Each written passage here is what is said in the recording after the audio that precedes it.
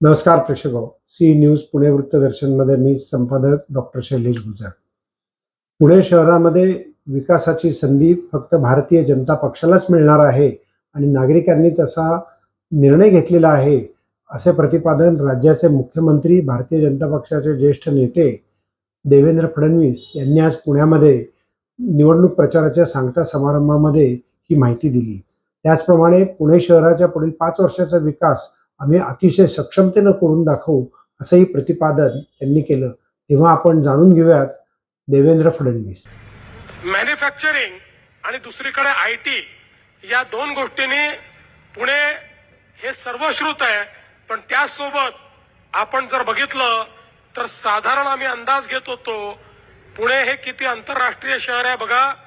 या ठिकाणी 90 देशातले लोक वेगवेगळ्या आस्थापनांमध्ये काम करताना किंवा वेगवेगळ्या आस्थापनांकरता काम करताना आपल्याला पाहायला मिळतात। आणि म्हणून या ठिकाणी आपण जर विचार केला तर एक मोठं ऑटोमोबाईल क्लस्टर आहे चाकण तळेगावमध्ये, आणि तंत्रज्ञानाच्या क्षेत्रात सगळ्यात जास्त जी गुंतवणूक आहे ती देखील या पुण्यामध्येच होताना आपल्याला पाहायला मिळते। पुणे शिक्षणाचं माहेरघर देखील आहे, सॉफ्टवेअर निर्मितीचं माहेरघर देखील आहे, आणि अर्थातच ही महाराष्ट्राची सांस्कृतिक राजधानी देखील आहे। कला, साहित्य आणि सांस्कृतिक चळवळ ही देखील या पुण्यातनंच चालते।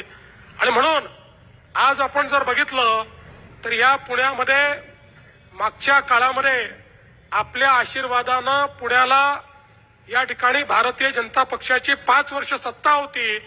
त्या काळामध्ये जवळपास 35,000 कोटी रुपयाचे 220 पेक्षा जास्त प्रकल्प या पुण्यामध्ये आपण केले, आणि पुढच्या 5 वर्षामध्ये जनसामान्यांच्या जीवनात परिवर्तन करणारे 44,000 कोटी रुपयाच्या प्रकल्पांचं नियोजन हे आपण या ठिकाणी केलंय, ज्यामध्ये प्रत्येक घरी स्वच्छ पिण्याचं पाणी आलं पाहिजे, सांडपाण्याचा निचरा झाला पाहिजे, घनकचऱ्याचं व्यवस्थापन झालं पाहिजे, सांडपाण्याचा पुनर्वापर झाला पाहिजे, जुन्या भागाचा पुनर्विकास झाला पाहिजे, झोपडपट्टीत राहणाऱ्याला मालकी हक्काचं घर मिळालं पाहिजे, कच्च्या घरात राहणाऱ्याला पक्क घर मिळालं पाहिजे, ज्यांच्याकडे घरांची मालकी नाही त्यांना घरांची मालकी मिळाली पाहिजे।